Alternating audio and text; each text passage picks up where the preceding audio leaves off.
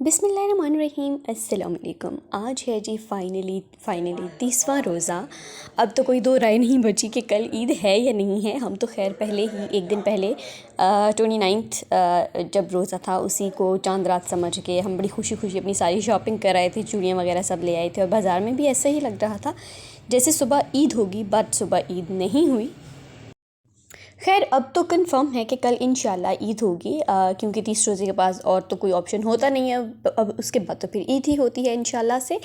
और अब जो है आज का दिन मेरा बहुत बिजी गुजरा था। मेरी तबीयत भी बहुत ख़राब हो गई थी क्योंकि मैंने काम बहुत ज़्यादा किया था।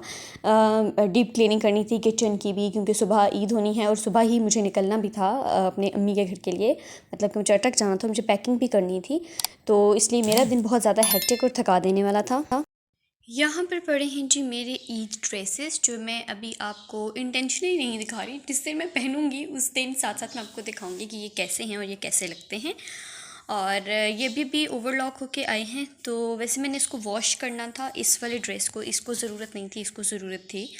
तो अभी मैं सोच रही हूँ कि वॉश करूँ या ना करूँ। सोच रही हूँ, एक दिमाग में ये बात आ रही है कि कल अटक चली जाऊँगी तो काफ़ी सारा टाइम होगा। होपफुली इंशाल्लाह हम जल्दी पहुँच जाएंगे, तो वहीं पे अम्मा से कहूँगी वो वॉश कर देंगी।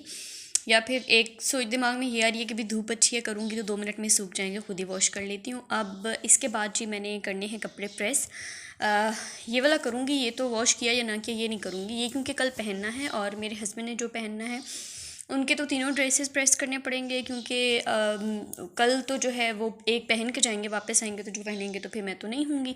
वैसे वो बेचारे खुद प्रेस कर लेते होते हैं, लेकिन मैं चाह रही हूँ कि अच्छी सुघड़ क्या उसे कहते हैं, ज़ौजा बनने का सबूत दिया जाए और उनके कपड़े मैं प्रेस करके चली जाऊँ।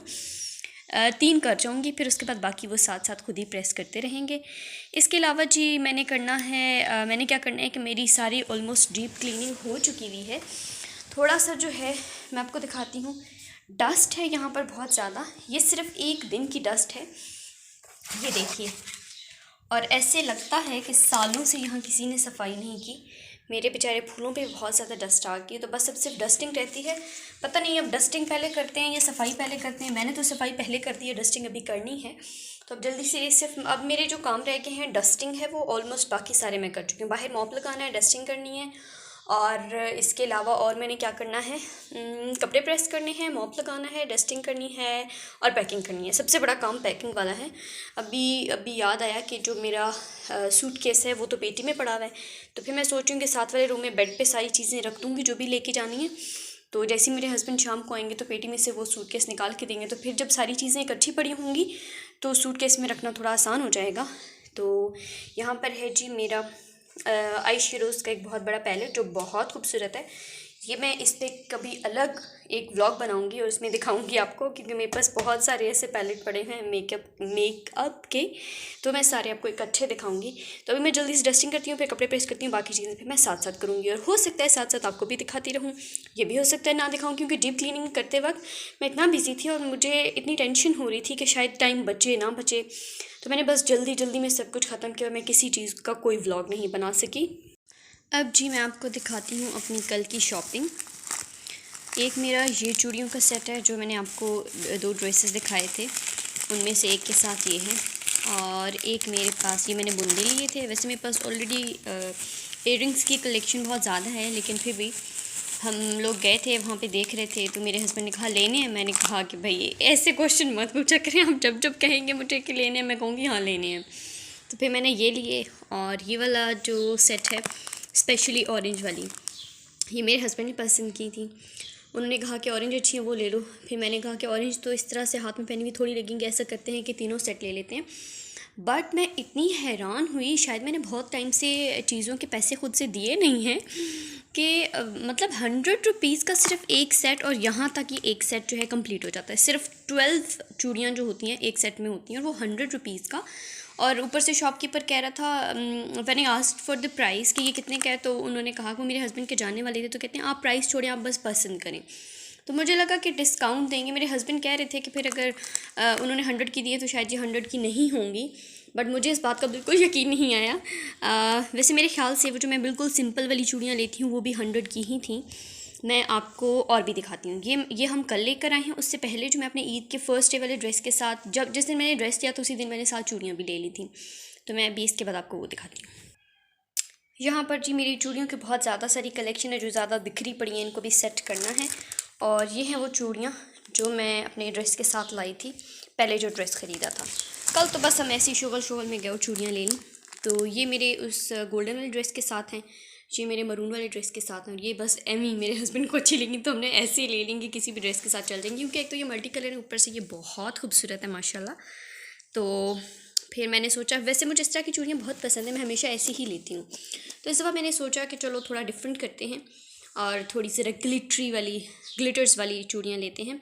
जब छोटे होते हुए बचपन में मुझे इस तरह की चीज़ें बहुत ज़्यादा अट्रैक्ट करती थी, लेकिन फिर कुछ टाइम के बाद क्योंकि इसके ऊपर से ये ग्लिटरी जो भी है इसका ये उतर जाता है तो फिर गंदी लगती है, इसलिए फिर बहुत टाइम से इट्स बिन लाइक एजेस मैं हमेशा से ऐसी ही चूड़ियाँ ख़रीदती हूँ जिसके ऊपर से कुछ भी उतारने का कोई डर खदशा नहीं होता। तो ये हैं जी मेरी चूड़ियाँ। अब इसके बाद मेरी डस्टिंग कंप्लीट हो चुकी है, तो मैंने सोचा कि मैं चूड़ियाँ साइड पे रखने लगी थी, मैंने कहा मैं पहले आपको ये दिखा दूँ, उसके बाद अब मैंने कपड़े प्रेस करने हैं।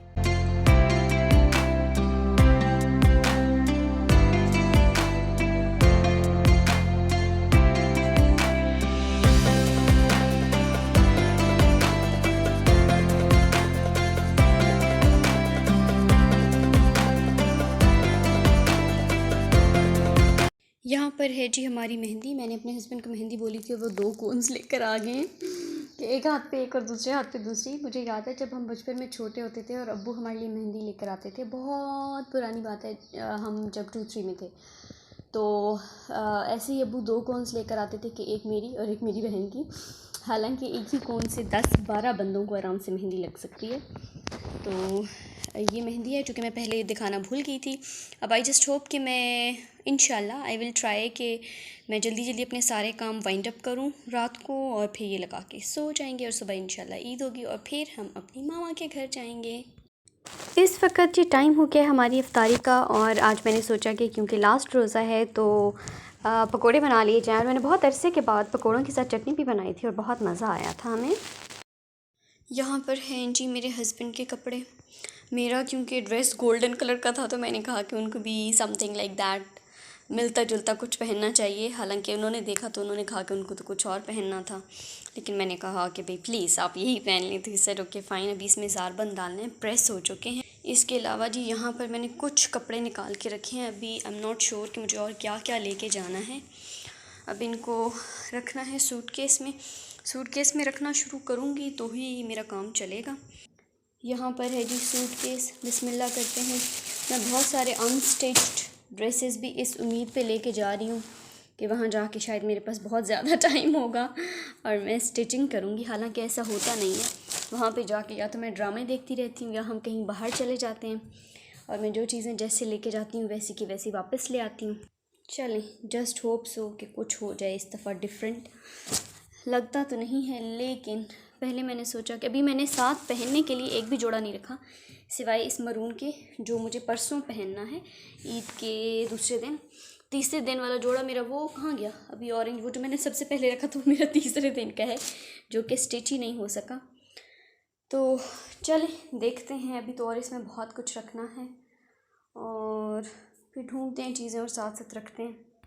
ओके जी, तो इस वक्त यहाँ पर लग रही है मेहंदी, और मेहंदी का सिर्फ एक यही डिज़ाइन है जो मुझे आता है। तो आई थिंक सर्कल भी थोड़ा टेढ़ा मेढ़ा सा हो गया है। खैर गुजारा करेंगे। तो अभी मैं बस ये फ़िलअप करने लगी थी तो मैंने सोचा मैं आपको दिखा दूँ अपनी मेहंदी की कलाकारियाँ। तो जी जैसे कि आप देख सकते हैं डिब्बे सारे के सारे बन चुके हैं। अब इनकी फिलिंग रहती है और फिर उसके बाद देखते हैं और मुझे क्या आता है जिसका कि हम कुछ कर सकें। फ्रंट साइड भी मैं बिल्कुल गंदी नहीं करूँगी, मेहंदी साथ लेके जाऊँगी और अपनी बहन से लगवाऊँगी वहाँ पे जाके। इस मेहंदी का कलर बड़ा प्यारा है, मैंने ट्राई किया था। तो चलें अब इसको जल्दी से फ़िलअप कर लेते हैं। मैंने साथ साथ डॉट्स लगा दिए, अब सोच रही हूँ कि नहीं लगाती तो अच्छा था। खैर अब क्या हो सकता है, अब तो लग चुकी हैं और मेरी मेहंदी जो है वो कंप्लीट हो चुकी है माशाल्लाह से। मैं जो है ना पार्लर में मेहंदी लगाने की जॉब कर सकती हूँ। आपका क्या ख्याल है इस बारे में कमेंट करके ज़रूर बताइएगा। ये था जी हमारा आज का व्लॉग। मिलते हैं नेक्स्ट व्लॉग में, तब तक के लिए अल्लाह हाफिज़ and don't forget to subscribe to my channel.